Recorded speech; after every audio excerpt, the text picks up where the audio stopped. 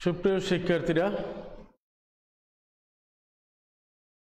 তোমরা যে যেখানে আছো ভালো আছো, সুস্থ আছো, তোমার পরিবার পরিজনকে নিয়ে ভালো ছিলে এবং এখনো আছো। অনেক দিন গ্যাপ হলো, রোজার বন্ধ ছিল, তোমরা ঈদ ভালো করে করেছো ইনশাল্লাহ, এটা আমরা প্রত্যাশা করতে পারি। তো ঈদেরও তো অনেক দিন হয়ে গেল, এখন আর ঈদের আনন্দ রেস্টটা যেটা ছিল সেটা আমাদের কেটে গেছে। এখন আমাদের স্বাভাবিক নিয়মে পড়ার মধ্যে ঢুকতে হবে। এবং তোমাদেরকে একটু জানিয়ে রাখি, ঢাকা কলেজে একাদশ শ্রেণীর একটা মাত্র সিটি পরীক্ষা আমরা সম্পন্ন করেছি এবং আমরা আরও দুটো এবং পরবর্তী আরও দুটো, মোট 5টা পরীক্ষা, শ্রেণী পরীক্ষা নিব। আশা করছি যে আমরা জুনের মধ্যে, খুব জুনের ফার্স্ট উইক বা সেকেন্ড উইকে আমরা আরেকটি পরীক্ষা শুরু করব, এই প্রত্যাশা রাখছি। সুতরাং এটা জানিয়ে দেওয়ার অর্থ হলো, তোমরা সিলেবাসে যেগুলো রয়েছে সেগুলো একটু ভালো করে পড়বে, পরীক্ষার প্রস্তুতিটা ভালো করে নিবে, এই কারণে একটু জানিয়ে দিলাম।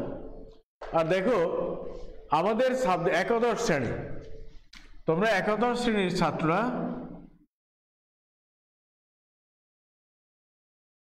পরিসংখ্যান পড়েছ এবং অনেকখানি জেনেছো। দেখো, আমি যদি এক কথায় বলি, প্রথম থেকে শেষ পর্যন্ত আমাদের কিন্তু একবার রিভিশন হয়ে গেছে। কেন, আমি নিজেই তোমাদেরকে বিস্তার পড়িয়েছি, পরিঘাত পড়িয়েছি, সংশ্লেষ নির্ভরণ পড়িয়েছি, কালীন শ্রেণী পড়িয়েছি এবং বাংলাদেশে প্রকাশিত পরিসংখ্যান নিয়ে একটু আলোচনা করেছি। সুতরাং আমি বলবো ম্যাক্সিমাম অংশ আমি পড়িয়েছি।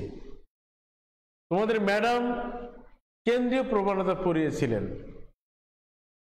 যেহেতু ম্যাক্সিমাম অংশ আমি পড়িয়েছি, সুতরাং আজকে আমি মনে করি আমার অংশ হিসেবেও আমি কেন্দ্রীয় প্রবণতাটা আবার তোমাদের সাথে আলোচনা করতে চাই। বারবার বলি, তোমরা কমেন্টস বক্সে অনেক কিছু লেখো, কোনো কোনো লেখাটা শিক্ষকদের কষ্ট দেয়, কারণ এখানে দাঁড়িয়ে 50 মিনিট 1 ঘন্টা কথা বলা অত্যন্ত দুরূহ কাজ এবং অত্যন্ত কষ্টের কাজ। তোমরা যদি একটি দাঁড়িয়ে এখানে 1 ঘন্টা কথা বলতে, তাহলে আমাদের কষ্টগুলো বুঝতে পারতে। তারপরে তোমাদের উপস্থিতি এবং তোমাদের আমাদের সাথে সংযোগ থাকাটা আমরা প্রত্যাশা করি সর্বদাই। কেন, লাইভে তো আমরা সরাসরি তোমাদের সাথে হয়তো তোমাদের দেখি না, তোমরা আমাদেরকে দেখো, আমাদের কথাগুলো শোনো। তোমাদের রেসপন্সটা আমরা পাই না, বাট আমরা বুঝে নেই যে আমি যেভাবে বোঝানোর কথা সেভাবে যদি বোঝাতে পারি, আমার ছাত্রদের যে মনের ভিতরে যে কতগুলো প্রশ্ন, সেই প্রশ্নগুলো ওদের মনে উদয় হয়, বাট সেটা ক্ষণিকের মধ্যে আবার প্রশমিত হয়ে যাবে। কারণ ওই জায়গাটি যদি আমি ওদের মতো করে চিন্তা করি, আমি ওদের মতো যদি থাকতাম, তাহলে কোন জায়গাটিতে আমার প্রবলেম হতো সেটা আমি যদি অনুভব করতে পারি, তাহলে তোমাকে আমি না দেখলেও, তোমার কথাগুলো না শুনলেও আমি কিন্তু ওই ঠিক জায়গা মতো আমি নক করতে পারবো। আশা করছি এই কথাগুলোর অর্থ হলেই তোমরা পড়াশোনা করবে। আর পরিসংখ্যানের বিষয়টি আমরা একবার রিভিশন দিয়েছি, আমি আরেকবার রিভিশন দেব। যদি স্বাভাবিক পরিবেশ আসে তাহলে আবার সরাসরি ক্লাস নিব। আমরা সর্বদাই তোমাদের জন্য অপেক্ষা আছি। পরিবেশ স্বাভাবিক হলে মুখোমুখি হব, ক্লাস নিব, একটা প্রাণবন্ত জীবনে ফিরে আসব, এই প্রত্যাশা করতেই পারি। তো কেন্দ্রীয় প্রবণতা তোমরা পড়েছ এবং কেউ কেউ আবার এসে লিখেছ কমেন্ট বক্সে, স্যার এটা যদি আরেকবার একটু আপনি পড়াতেন তাহলে আমাদের সুবিধা হতো। এই সুবিধার জন্যই আমি আরেকবার একটু আলোচনা করি। আশা করছি তোমরা একেবারে আমার সাথে সংযোগ থাকবে, মনোযোগের সাথে, যতক্ষণ পর্যন্ত ক্লাস নিব। যারা পড়তে চাও, আমাদের কথা একটাই, আমার ব্যক্তিগত কথা একটা, আমাদের বলবো না, যার ইচ্ছা আছে সে আমার ক্লাসগুলো দেখবে। এখন জোর করে তো আমি তোমাকে ক্লাস নেওয়াতে পারবো না, তোমার মনের উপরে তোমার জোর খাটবে বাট আমি আমার মন থেকে তোমাকে দেওয়ার চেষ্টা করব। তুমি যদি সেটা না নিতে পারো, সেখানে তো আমার কিছু করার নেই। আমার দুর্বল জায়গাটা যদি আমি না খুঁজে বের করতে পারি, আমি যদি বলি যে আমি না যা পড়িয়েছি আমি স্যাটিসফ্যাকশন আছে আমার মধ্যে, আমি স্যাটিসফাইড, তোমাকে বুঝতে হবে তোমারও স্যাটিসফাইড হতে হবে। তাহলে স্যাটিসফাইড কি করে হবে? পড়া ফাঁকি দিয়ে? ইম্পসিবল। এটা কেউ কোনোদিন পারে নাই, সম্ভব নয়। তোমাকে থাকতে হবে শিক্ষকদের সংস্পর্শে, তোমাকে থাকতে হবে শিক্ষকদের পড়ার সাথে। তাহলে কেন্দ্রীয় প্রবণতা আমরা কাকে বলবো?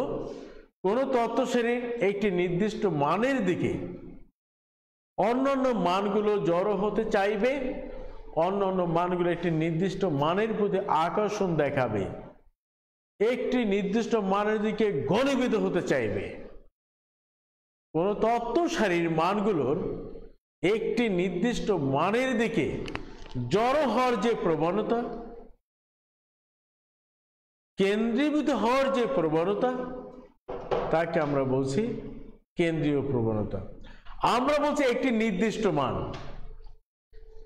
আমি আবার বক্তব্য দিচ্ছি, আবার পড়াগুলো তোমাদেরকে ডেলিভারি দিচ্ছি, তুমি বিভিন্ন জায়গা থেকে, তুমি বা তোমরা যারা আছো বিভিন্ন দূরত্ব থেকে আমার কথা শুনছো।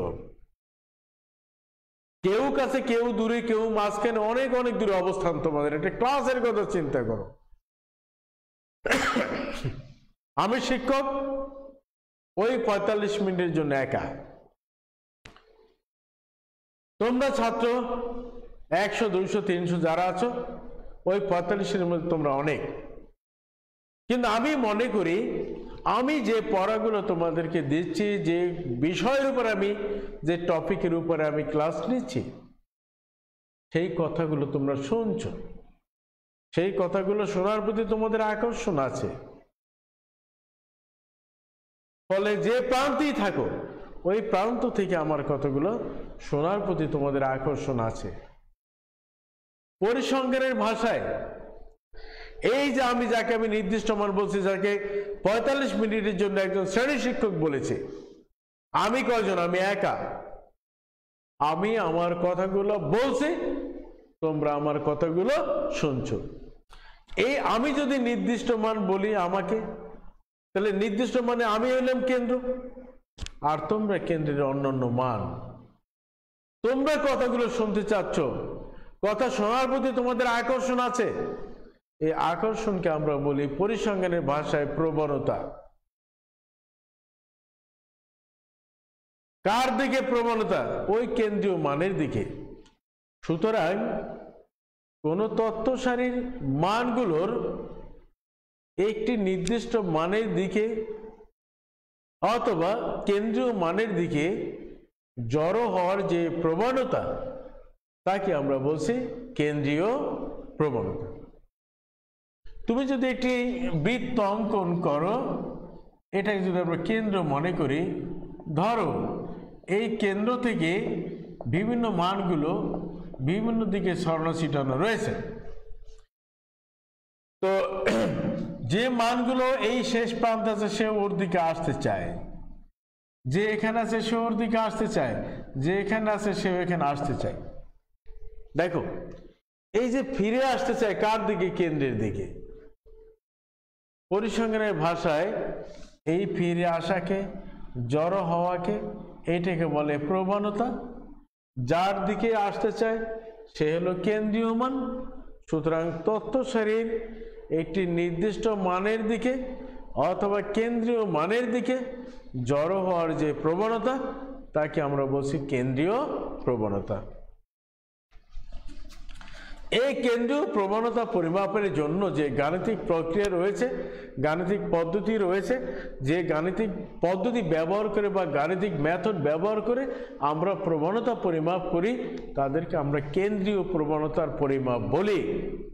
ওকে, কেন্দ্রীয় প্রবণতার পরিমাপ 5টি। 1,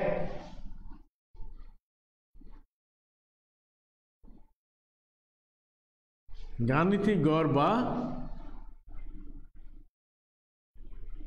যোজিত গড়, ইংলিশ আমরা বলি অ্যারিথমেটিক মিন বা AM সংক্ষেপে আমরা বলি এক্স বার।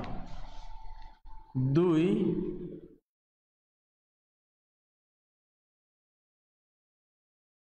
জ্যামিতিক গড় বা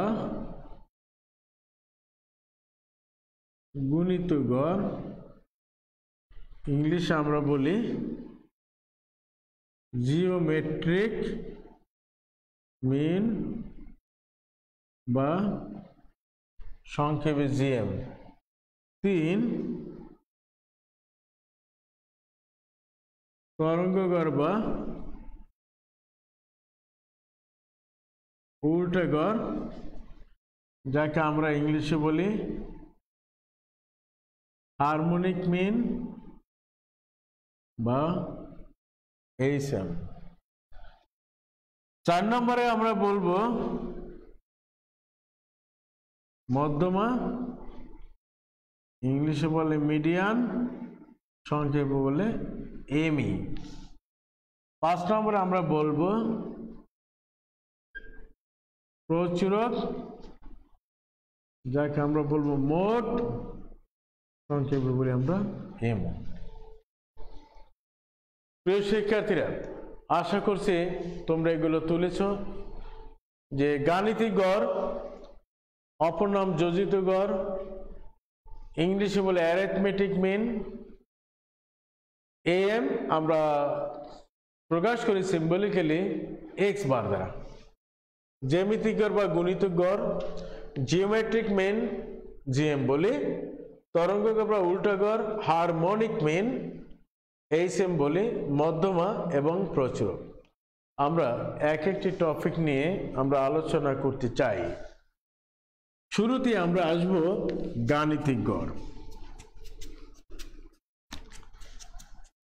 গাণিতিক গড় কাকে বলে এটা তোমরা 3-4-এও করেছ, বলা ছিল বাংলায় পেয়েছ তো, ইংরেজিতে অঙ্কে এত, সমাজবিজ্ঞানে এত, তুমি গড়ে কত নম্বর পেয়েছ, তোমাকে কিছুই বলা লাগে নাই।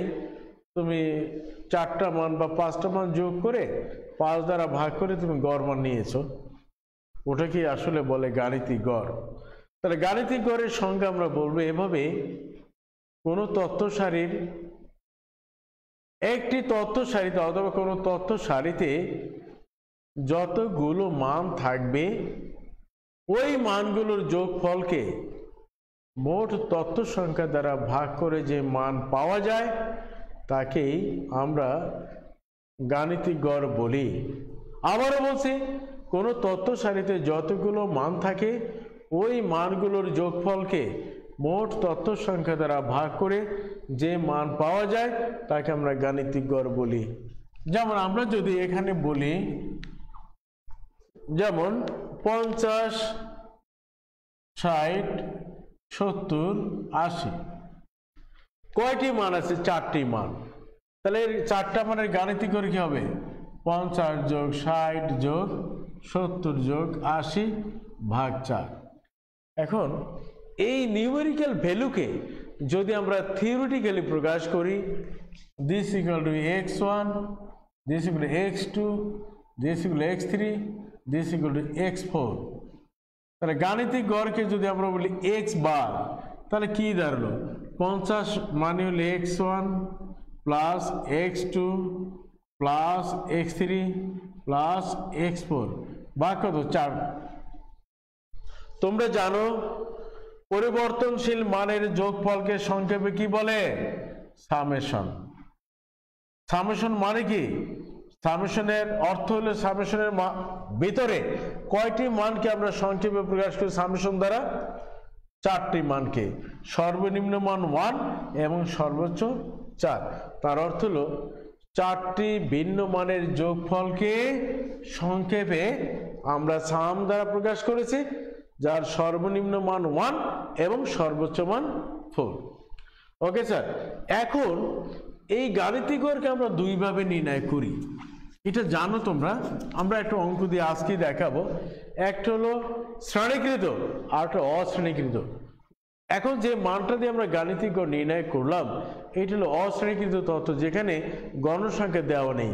গণসংখ্যা মানে আমি তোমাদের একটি পরীক্ষা নিলাম, আমি নম্বরগুলোকে এভাবে সাজালাম 0 1 2 3 4 5, আমি 5 নম্বর একটি পরীক্ষা নিলাম। এখন 0 পেয়েছে 10 জন ছাত্র। একটি ঘটনা কয়জনের জন্য ঘটলো? একটি ঘটনা যত জনের জন্য ঘটলো তত জনকে আমরা গণসংখ্যা বলি। তাহলে এই গণসংখ্যাকে আমরা এফ দ্বারা প্রকাশ করি। এখন কোন তথ্য সারিতে যদি এফ আর এক্স একত্রে থাকে এবং এফ আর এক্স কে সমন্বয় করে নিয়েই যখন কোনো মান নির্ণয় করি তখন আমরা তাকে শ্রেণীকৃত তথ্য বলি বা গ্রুপ ডেটা বলি। শুধু এক্স থাকবে, এফ এর অবস্থান নেই, অর্থাৎ নম্বর আছে, নম্বরগুলো কাদেরকে দিয়েছি, কারা পেয়েছে সেটা আমরা বলিনি বা উল্লেখ করিনি, তখন ওই তথ্যকে আমরা অশ্রেণীকৃত তথ্য বলি। যেখানে এফ এর অবস্থান থাকবে না, তথ্য সর্বদাই থাকবে, যাদের মধ্যে বণ্টিত হবে তারা নাও থাকতে পারে। তাই মনে রাখবে দুটো সূত্র। ধরো x1 x2 dot dot xn, কোন চলক x এর n সংখ্যক মান, তাহলে তার গাণিতিক গড় কি হবে বলো? x বার হবে x1 যোগ x2 যোগ xn ভাগ n, তথ্যের সমষ্টি ভাগ মোট তথ্য সংখ্যা, this equal to summation xi ভাগ n, i এর মান 1 হইতে n। এটা যদি আমরা একটা উদাহরণ দেই 1 2 3 4 5 6, এখন এই কয়টা মানের গাণিতিক নির্ণয় করবে, তাহলে দেখা যায় 1 2 3 4 5 6 হয়তো বা কোনো একটি নিউমেরিক্যাল ভ্যালু, কিন্তু এই নিউমেরিক্যাল ভ্যালুগুলো আমরা কাদেরকে দিয়েছি, কাদের মধ্যে বন্টন করেছে সেগুলো আমরা উল্লেখ করি নেই। তাহলে এখানে শ্রেণীকৃত হবে না অশ্রেণীকৃত হবে? তোমরা এটা বলতে পারো স্যার অশ্রেণীকৃত হবে, কারণ এখানে গণসংখ্যা নেই। তাহলে কি করবে? তথ্যের সমষ্টি ভাগ মোট তথ্য সংখ্যা, তার অর্থ হলো 1 যোগ 2 যোগ 3 যোগ 4 যোগ 5 যোগ 6 ভাগ কত? 6। এই মানগুলো যোগ করে 6 দ্বারা ভাগ করবে। এভাবে যে আমরা মানগুলো আমরা পাবো তাকে আমরা বলি অশ্রেণীকৃত তথ্যের গাণিতিক গড়। এর অপর নাম হলো যোজিত গড়। যেহেতু মানগুলো বের করতে হলে, গাণিতিক গড় বের করতে হলে এই মানগুলোকে যোগ করতে হয়, আর যোগ থেকে নাম হয়েছে যোজিত গড়। এখন এটাকে যদি আমরা শ্রেণীকৃত তথ্যের ক্ষেত্রে বলি, তাহলে দেখো x1 দেন f1 f2 ডট ডট দিয়ে fn, where summation fi equal to কত? f1 যোগ f2 যোগ ডট ডট দিয়ে fn, this equal to capital N। তাহলে আমরা এখানে গাণিতিক গড় কি করব বলো? গাণিতিক গড় হলো যখন আমরা শ্রেণীকৃত তথ্যের গাণিতিক গড় নির্ণয় করব তখন মনে রাখবে যে প্রতিটি তথ্যকে যার যার গণসংখ্যা দ্বারা তাকে তাকে গুণ করে তারপর যোগ করতে হয়। যেহেতু যোজিত গড় মানে যোগ করতে হবে, তাহলে কি হবে? f1 ইন্টু x1 যোগ f2 ইন্টু x2 যোগ ডট ডট দিয়ে fn ইন্টু xn ভাগ ক্যাপিটাল N। এখন আমরা বলবো পরিবর্তনশীল মানের যোগফলকে সংক্ষেপে সাম বলে, i এর মান 1 হইতে n। এখন এটা দিয়ে যদি আমরা অঙ্ক করি, দেখো তাহলে ধরো একটি গণসংখ্যা নিবেশন দেওয়া আছে 0 থেকে 10, 10 থেকে 20, 20 থেকে 30, 30 থেকে 40, 40 থেকে 50। এফ দেওয়া আছে মনে করো 1 2 8 4 3। এখন এই সূত্রের মাধ্যমে আমরা গাণিতিক গড় নির্ণয় করতে চাই, তাহলে কি করতে হবে? তাহলে আমাদের এফ আছে, এক্স বের করতে হবে না? এক্স মিনিংটা, এক্স এর মিনিংটা কি? নিম্ন সীমা যোগ উচ্চ সীমা ভাগ 2। তাহলে এক্সটা কি হবে বলো? শ্রেণী মধ্যমান। তাহলে কত? 5 15 25 কত? 35 আর 45। তাহলে এখানে আমরা যখন গড় নির্ণয় করব, এই মানে নিউমেরিক্যালি করব, তখন এই আইটি দেব না, সামেশন এফএক্স বা ক্যাপিটাল এন। তাহলে এখানে আরেকটি ঘর করতে হবে এফএক্স, তার মানে 5 30 200 4 5 করে 3 4 12 2 14 3 5 12 13। এইটার যোগফলকে আমরা বলি সামেশন এফএক্স। এখন এই মানগুলো যোগ করে এখানে আমরা বসিয়ে দিয়ে মোট মান capital N, this is equal to nothing, 4 3 7 8 7 15 3 18 ভাগ করলে আমরা গাণিতিক গড় পেয়ে যাব।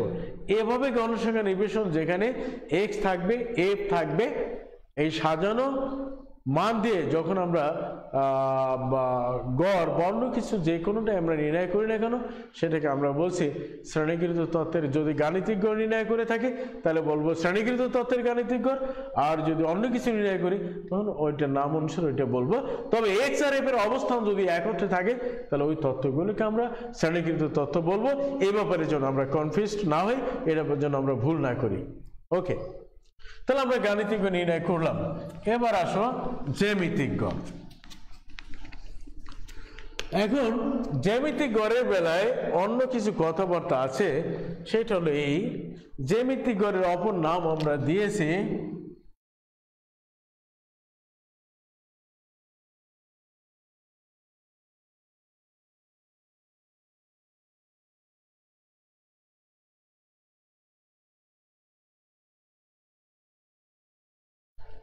জ্যামিতিক গড়ের অপর নাম আমরা দিয়েছি জিওমেট্রি, ইংলিশে বলে জিওমেট্রির অপর নাম হলো গুণিতক গড়।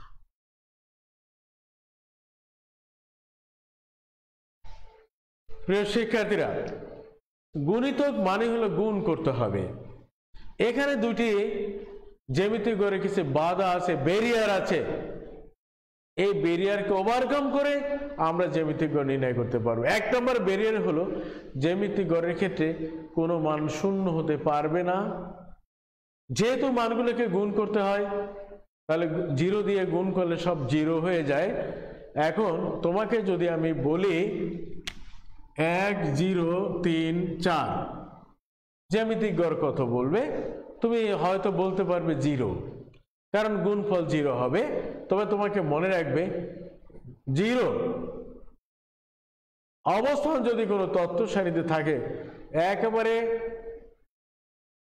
কোনো চিন্তা ভাবনা ছাড়াই বলে দেবে, যেহেতু জ্যামিতিক গড় শূন্যের ক্ষেত্রে নির্ণয় করা যায় না, 0 অবস্থান মানে জ্যামিতিক গড় নির্ণয় করা যায় না।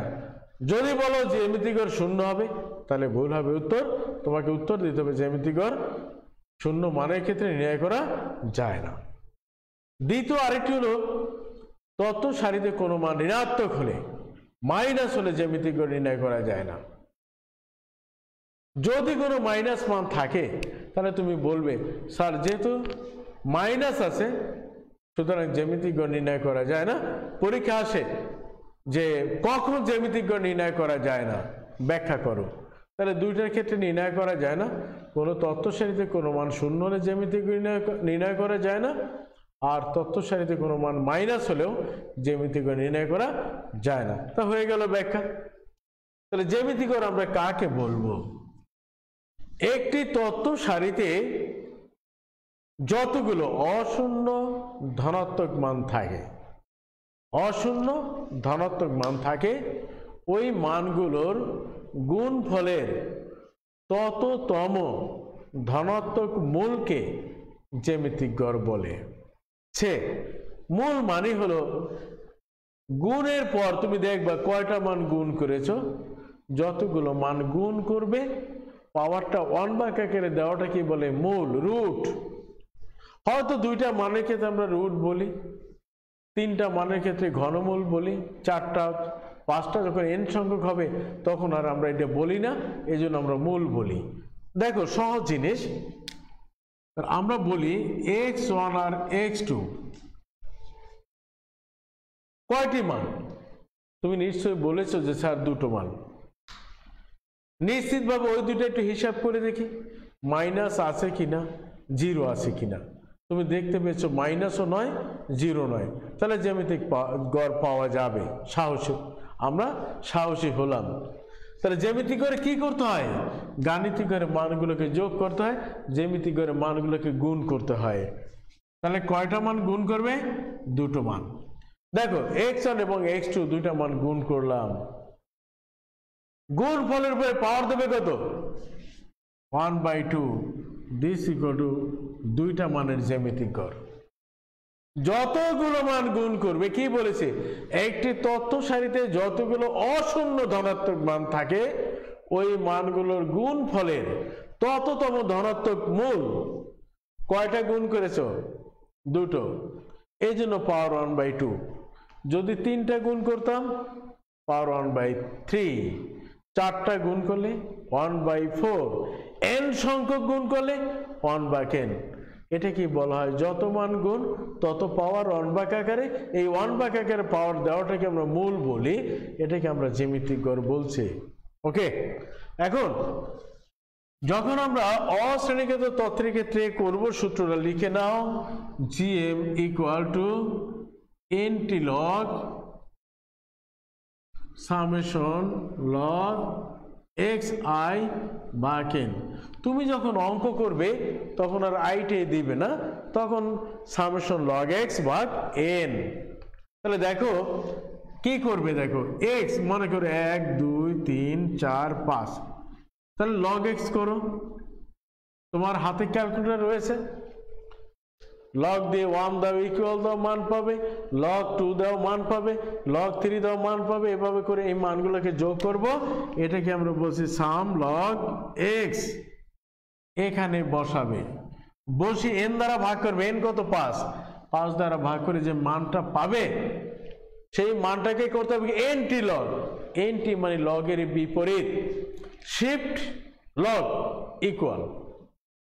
নিশ্চয়ই তোমাদের হাতে ক্যালকুলেটর রয়েছে, শিফট যে মানটা ভাগ করে পাবে ওই মানটা থেকে তুমি যে জিওমেট্রিক মিন বের করতে চাও, তাহলে কি করবে, ভাগফল যেটা পাবে ওইটা লগে রূপান্তরিত করবে। কিভাবে, শিফট, ক্যালকুলেটরের উপরে দেখো শিফট লগ ইকুয়াল, হয়ে গেল তোমার জ্যামিতিক গড়।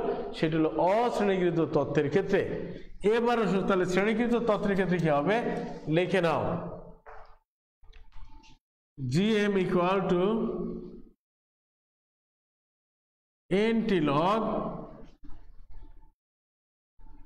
summation f log x বা capital N, where capital N মানে সামেশন f। এবার আসো, দেখো তুমি যদি সূত্রগুলো মনে রাখতে পারো তাহলে ছক তৈরি করে ক্যালকুলেটর ব্যবহার করবে, ওই ছকের মধ্যে তোমার মানটা দিয়ে দেবে এবং তুমি ক্যালকুলেশনটা ইজি করতে পারবে। এটা হাতের কাজ নয়, এটা কাজ করতে হবে ক্যালকুলেটরের মাধ্যমে।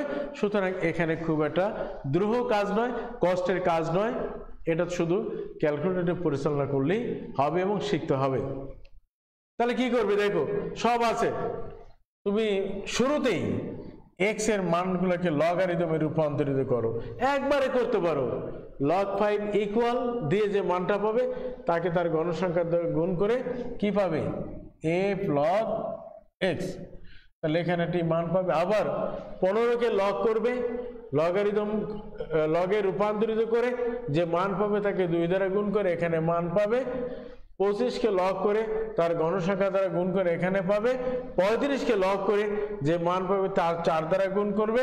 45কে লগ করে যে মানটা পাবে তাকে 3 দ্বারা গুণ করবে। এভাবে সামেশন করে f log x পাবে। পাওয়ার পর জাস্ট এখানে বসিয়ে দেবে, বসিয়ে f মানে কি, f is nothing, this is the sum of all frequencies, সকল মানের গণসংখ্যা দ্বারা ভাগ করবে সমষ্টিদের 18 দ্বারা, ভাগ করে যে ভাগফলটা পাবে shift log equal, shift log equal. তাহলে কি পাবে, শ্রেণীকৃত তথ্যের ক্ষেত্রে জ্যামিতিক গড় পাবে। ওকে,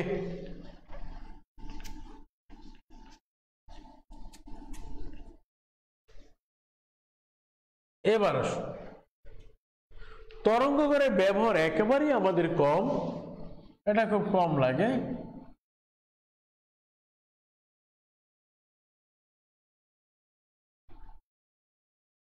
উল্টা গড়, কোন তথ্য সারিতে যতগুলো অশূন্য যতগুলো মান থাকে আমরা এবার বলবো ওই তথ্য সারির উল্টা মানের গাণিতিক গড়ের উল্টা মানকে তরঙ্গ গড় বলে। কোনো তত্ত্ব সারির উল্টা মানের গাণিতিক গড়ের উল্টা মানকে, ধরো দুইটা মান দিয়ে আমরা দেখাচ্ছি x1 আর x2, সরাসরি আমরা ব্যবহার করতে পারি না। এই x1 কে 1/x1 করতে হবে, x2 কে 1/x2 করতে হবে। হ্যাঁ, কোন তত্ত্ব সারির উল্টা মানের গাণিতিক গড়, দেখো 1/x1 যোগ 1/x2 ভাগ 2। এখন এটাকে যদি আমরা বলি সামেশন 1/xi ভাগ 2, দেখো কি বলবো, তরঙ্গকার কি বলো তাহলে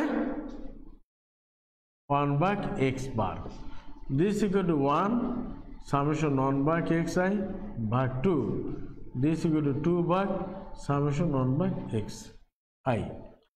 এখন যখন আমরা করব যখন অঙ্ক, তখন রাইটে আমরা দেব না। তাহলে কি বলছি দেখো, কোন তত্ত্ব সারির উল্টা মানের গাণিতিক গড়ের উল্টা মানকে তরঙ্গ গড় বলে। কোন তত্ত্ব সারির উল্টা মানের গাণিতিক গড়ের উল্টা মানকে তরঙ্গ গড় বলে। এখন এটাকে যদি আমরা n সংখ্যক মানের ক্ষেত্রে ব্যবহার করি সূত্র, তাহলে কি হবে n ভাগ সামেশন 1/x। এটাকে যদি শ্রেণীকৃত তত্ত্বের ক্ষেত্রে করি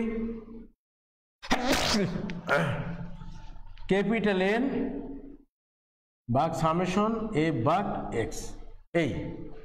তাহলে এখন এটা আমরা মুছি নেই, ধরো এইটার ক্ষেত্রে কি হবে 1 2 3, তাহলে এই মানগুলোকে 1/, মানে 2 3 দেই, 1/2 করতে হবে, 1/3 করতে হবে। এই দুইটা মানের গড় নির্ণয় করতে হবে। তাহলে তরঙ্গকার কি হবে, এই গড়টাকে উল্টাই দিতে হবে। তাহলে কোন তত্ত্ব সারির উল্টা মানের গাণিতিক গড়ের উল্টা মানকে তরঙ্গ গড় বলে। সেটা গেল অশ্রেণীকৃত তত্ত্বের ক্ষেত্রে, তাই না? এখন যদি ওটা প্রয়োগ না করে এটা করি, তাহলে হবে কত 2 ভাগ 1/2 যোগ 1/3, এই। এটাকে আমরা অশ্রেণীকৃত তত্ত্বের ক্ষেত্রে গাণিতিক গড় বলি। এখন শ্রেণীকৃত তত্ত্বের ক্ষেত্রে তরঙ্গ গড় কি হবে, সরি তরঙ্গ গড় বলি। তাহলে এখন শ্রেণীকৃত তত্ত্বের তরঙ্গ গড় কি হবে সেটা যদি আমরা একটু লক্ষ্য করি, এখানে আমাদের কতগুলো মান দেয়া আছে। তাহলে শুরুতেই একবারে ছক করবে, a ভাগ x করে ফেলবে, কেননা সূত্রটা কি লেখো HM equal to capital N summation a ভাগ x। তাহলে ক্যাপিটাল N তো আমরা জানি কত 18, ওটা থাক। আমাদের শুরুতে f ভাগ, সাম পরে ভাবো f ভাগ x, তার অর্থ হলো 1/5 ইকুয়াল 2 এত, 8 ভাগ এত, তারপর কত 4 ভাগ এত, 3 ভাগ এই। এইভাবে করে যে মানটা পাবে ওখানে আমরা যোগ করব সামেশন f ভাগ x ইকুয়াল। এখন এখানে যে মানটা পাবে এটা এখানে বসিয়ে দেবে, আর n/18 ভাগ করবে, তরঙ্গকার চলে আসবে। তোমাদের একটি এইখানে ধর্মের কথা আছে, সেটা হলো এই,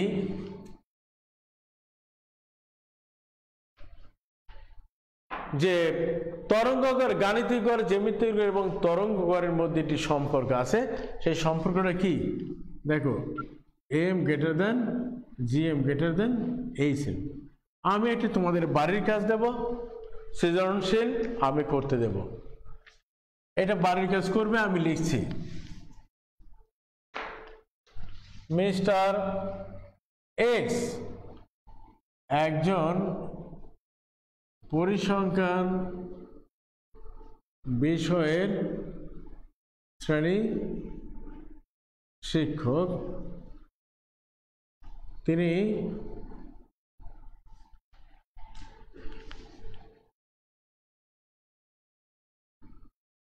ছাত্রদেরকে একটি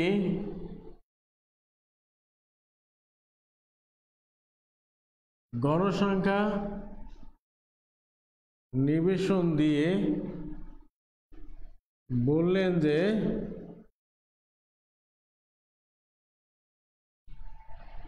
উক্ত গণসংখ্যা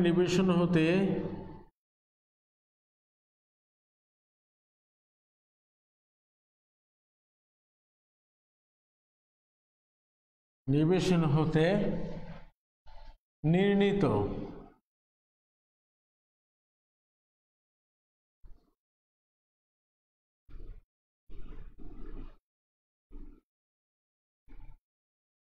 গাণিতিক গড়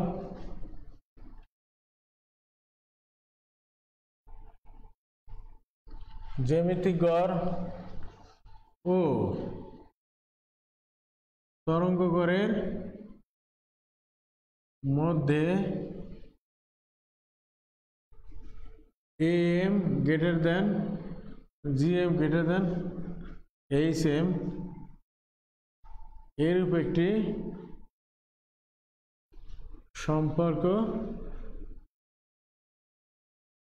বিদ্যমান।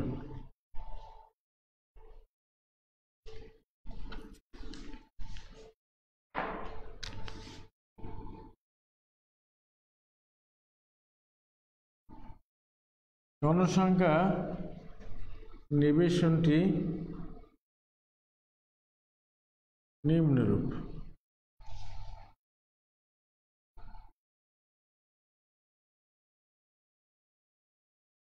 শ্রেণী ব্যবধান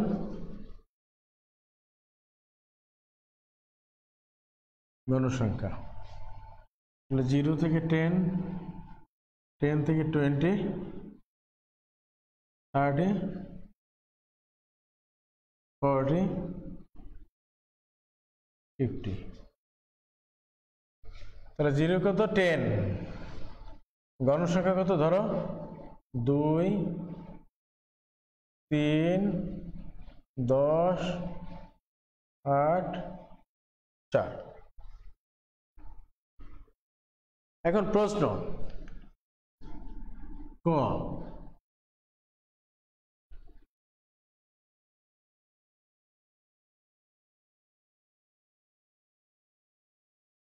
কেন্দ্রীয় প্রবণতা কি? কখন জ্যামিতিক গড় নির্ণয় করা যায় না বা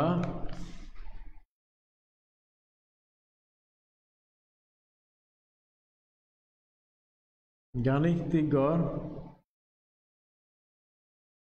প্রান্তীয় মান দ্বারা প্রভাবিত হয়? ব্যাখ্যা করো। গ, মধ্যমা ও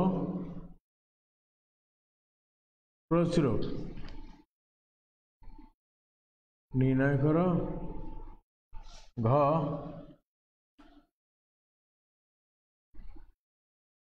তুমি কি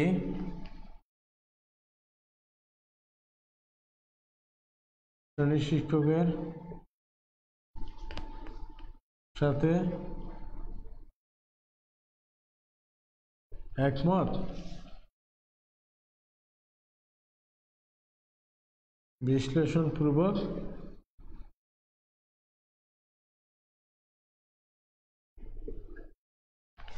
দেখো,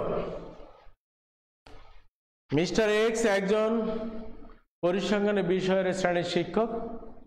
তিনি ছাত্রদেরকে একটি গণসংখ্যা নিবেশন দিয়ে বললেন যে উক্ত গণসংখ্যা নিবেশন হতে নির্ণীত গাণিতিক গড়, জ্যামিতিক গড় ও তরঙ্গ গড়ের মধ্যে AM greater than GM greater than HM এরূপ একটি সম্পর্ক বিদ্যমান। গণসংখ্যা নিবেশন নিম্নরূপ উনি দিয়ে দিলেন। প্রশ্ন হলো কেন্দ্রীয় প্রবণতা কি? জ্ঞান প্রশ্ন। কখন জ্যামিতিক গড় নির্ণয় করা যায় না অথবা গাণিতিক গড় প্রান্তীয় মান দ্বারা প্রভাবিত হয় ব্যাখ্যা করো। 3 নম্বর আমরা চেয়েছি গ মধ্যমা প্রচুরক নির্ণয় করো। আর ঘ নম্বরে তুমি কি শ্রেণীর শিক্ষকের সাথে একমত, বিশ্লেষণ পূর্বক মতামত দাও। এখন তোমার এইখানে এক্স হলো উদ্দীপক, তো উদ্দীপক কি বলছে, M greater than GM greater than H M, এটা উদ্দীপক বলেছে। তাহলে দেখো আমরা কেন্দ্রীয় প্রবণতা কাকে বলে আমরা বলেছি, জ্যামিতিক গড় কখন নির্ণয় করা যায় না বলেছি। এইটা আমাদের বাকি আছে গাণিতিক গড় প্রান্তীয় মান দ্বারা প্রভাবিত হয় ব্যাখ্যা করো। প্রান্তীয় বলতে আমরা বুঝি বড় বড় মানের মধ্যে ছোট ছোট মানের অবস্থান, আর ছোট মানগুলোর মধ্যে আবার বড় মানের অবস্থানকেও আমরা প্রান্তীয় মান বলি। তোমাকে যদি একটি কোশ্চেন করি যে একটি শিশুর বয়স 2 বছর আর একজন বৃদ্ধের বয়স 80 বছর, তোমাকে যদি গড় নির্ণয় করতে বলি এই দুটা মানের গড় কত, তুমি বলবে কি জানো, 41 বছর 42 বছর, কারণ শিশুটির বয়স 2 বছর আর ওনার বয়স হলো 82 বছর, 80 বছর। 80 ধরলে যদি গড় করি তাহলে হলো 2 যোগ 80 ইকুয়াল টু 82 ভাগ 2 ইকুয়াল 41 বছর। আবার ওদিকে যদি 82 ধরি আর এদিকে 2 ধরি 84, 84কে যদি গড় করি তাহলে 42। এখন তুমি বলো তোমার কাছে কি এটা মানানসই হলো যে একটি শিশুর বয়স 2 বছর আর বৃদ্ধের বয়স 80 বছর, গড় হয়েছে 41 বা 42 বছর? তাহলে তোমার কাছে কেমন মনে হয় যে একজন বৃদ্ধ আর একজন শিশু একই স্তরে অবস্থান করে, গড়ে তাদের বয়স 41-42 বছর, এটা কি মানানসই, এটা কি মেনে নেওয়া যায়? এটা কি অসংলগ্ন না, অবাস্তব মান নয়? অবশ্যই তুমি বলবে স্যার এটা তো অবাস্তব মান, এটা হতে পারে না। এই যে কেন এটা অবস্থান, এই অবস্থানটা কেন তৈরি হলো দেখো, 82 সর্বোচ্চ মান বা 80 সর্বোচ্চ মান, তার মধ্যে একটা ছোট মানের অবস্থান হলো 2, ফলে গড় নির্ণয় করতে এটি অসংলগ্ন, এটি অবাস্তব মান চলে এসেছে। আবার তুমি দেখো শিশুর বয়স 2 যেমন ছোট একটি মান, 82 বা 80 একটি বড় মান। তাহলে আমরা বলি এই যে প্রভাবিত হওয়া, বড় মান দ্বারা ছোট মানগুলোর প্রভাবিত হয় অথবা ছোট মান দ্বারা বড় মানের উপর যে প্রভাবিত হয়, এগুলোকে আমরা বলছি যে প্রান্তীয় মান। অর্থাৎ এই বড় মানের মধ্যে ছোট মানগুলো প্রান্তীয় মান, আর বড় ছোট মানের মধ্যে বড় মানের অবস্থানগুলো হলো প্রান্তীয় মান। এই প্রান্তীয় মানের অবস্থান হলেই সেখানে গাণিতিক গড়কে এটা বিতর্কের মধ্যে টেনে আনে, যেটা আমাদের গ্রহণযোগ্যতার সীমা আছে, সেই সীমা পরিসীমা যাই বলো না কেন কোনো কিছুই সে মেনে নেয় না। সুতরাং ছোট ছোট মানের মধ্যে অথবা বড় বড় মানের মধ্যে ছোট মানের অবস্থান, এই মানগুলো দ্বারা গাণিতিক গড় অত্যধিক মাত্রায় প্রভাবিত হয়। এই জন্য আমরা বলি যে গাণিতিক গড় প্রান্তীয় মান দ্বারা প্রভাবিত হয়। ওকে, মধ্যমা প্রচুরক নির্ণয় করতে পারবে, সূত্রগুলো আমরা আজকে দেখাইনি, কালকে দেখাবো।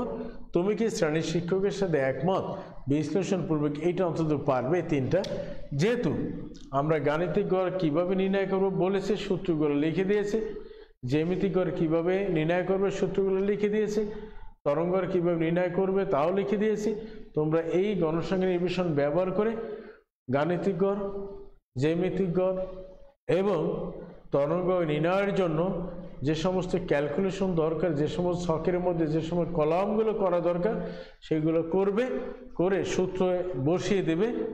তাহলে দেখবা গাণিতিক গড় পাবে, জ্যামিতিক গড় পাবে, তরঙ্গ গড় পাবে। এবং এই 3টার মধ্যে তুমি যদি একটু নজর দাও তাহলে দেখতে পারবে কে বড়, তারপর কে, তারপর কে। দেখবে গাণিতিক গড় বড় হয়েছে, জ্যামিতিক গড় হয়েছে, আবার জ্যামিতিক গড় বড় হয়েছে তরঙ্গ গড়ের চেয়ে। সুতরাং তখনই তুমি বলতে পারবে হ্যাঁ M greater than GM greater than HM.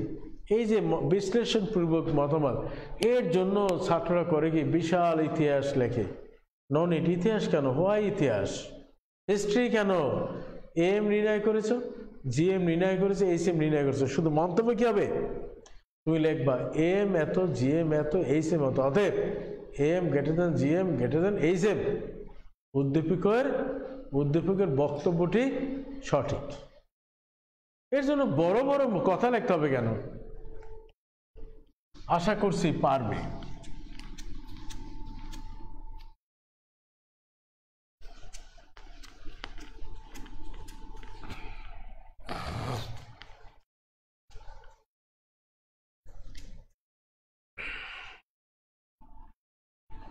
তো আমরা গাণিতিক গড়, জ্যামিতিক গড়, তরঙ্গ এবং মধ্যমা শেষ করলাম। সুপ্রিয় শিক্ষার্থীরা, আমাদের এই কেন্দ্রীয় প্রবণতার মধ্যে আর দুটো বাকি আছে, মধ্যমা প্রচুরক। আজকে আর তোমাদেরকে আমি আর সামনে নেব না। তোমরা দয়া করে একটু বইটা খুলবে এবং যে কোনো একটা অঙ্ক, এটা তোমার পেছনে বইয়ের অনেকগুলো অঙ্ক আছে, সে অঙ্কগুলো একটু দেখে আর আমার সূত্রগুলো লেখা আছে এটা দেখে তোমরা অঙ্কটা করে ফেলবে। দেখো, তুমি যদি না করো তা আমার কি বা করার আছে?